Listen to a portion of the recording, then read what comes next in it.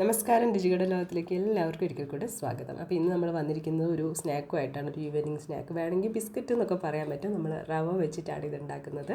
അപ്പോൾ ഇതെങ്ങനെയാണ് ഉണ്ടാക്കുന്നത് കണ്ടുവരാം.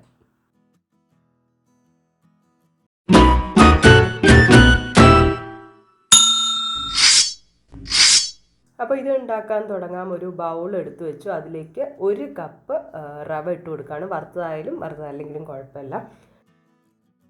പിന്നെ ചേർക്കുന്നത് മിൽക്ക് പൗഡറാണ്, പാൽപ്പൊടി. ഒരു 1/2 കപ്പ് നമ്മൾ ചേർത്ത് കൊടുക്കുകയാണ്. ഇനി മധുരത്തിനായിട്ട് പഞ്ചസാര കൂടെ ചേർക്കുന്നുണ്ട്. ഒരു 1/4 കപ്പ് പൊടിച്ച പഞ്ചസാരയാണ് ചേർക്കുന്നത്. ഇതിലേക്ക് നമുക്കിനി 1 ടീസ്പൂൺ ഏലക്ക പൊടിച്ചുകൂടെ ചേർക്കാം. ഇനി ഇതിലേക്ക് നമുക്ക് ആവശ്യമായിട്ടുള്ള ഉപ്പ് ചേർത്ത് കൊടുക്കാം. എന്നിട്ട് നല്ലപോലെ ഒന്ന് മിക്സ് ചെയ്തെടുക്കാം. ഇനി വേണ്ടത് 1 മുട്ടയാണ്. ഇതുകൂടെ ഇതിലേക്ക് പൊട്ടിച്ചൊഴിക്കാം.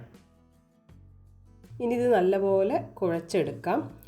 നമ്മൾ ഈ ചപ്പാത്തിക്കൊക്കെ കുഴയ്ക്കുന്ന ആ ഒരു പരുവത്തിലായിട്ട് വരണം. നമുക്ക് ബോൾസൊക്കെ ആകാനുള്ള ആ ഒരു പാകത്തിൽ കുഴച്ചെടുക്കാം.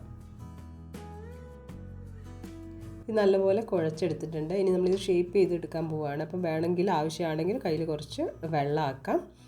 ഞാനിപ്പോൾ ഏത് ഷേപ്പ് വേണമെങ്കിലും ആക്കാം കേട്ടോ. ഞാനിപ്പോൾ ഇതുപോലെ ഒന്ന് പരത്തിയെടുത്ത് ജസ്റ്റ് കത്തി വെച്ച് ഇങ്ങനെ ഒന്ന് വരഞ്ഞു കൊടുക്കുകയാണ്. ഇതൊന്നും നിർബന്ധമല്ല കേട്ടോ.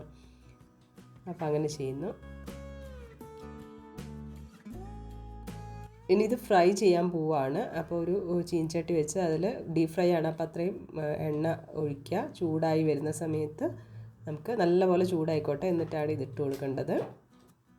എന്നിട്ട് 2 വശവും നമുക്ക് ഫ്രൈ ചെയ്തെടുക്കാം. ഒരു കളറ് മാറി വരും. ഈ ഒരു കളറായി വരും. ഇതുപോലെ നമുക്കെല്ലാം ചെയ്തെടുക്കാം.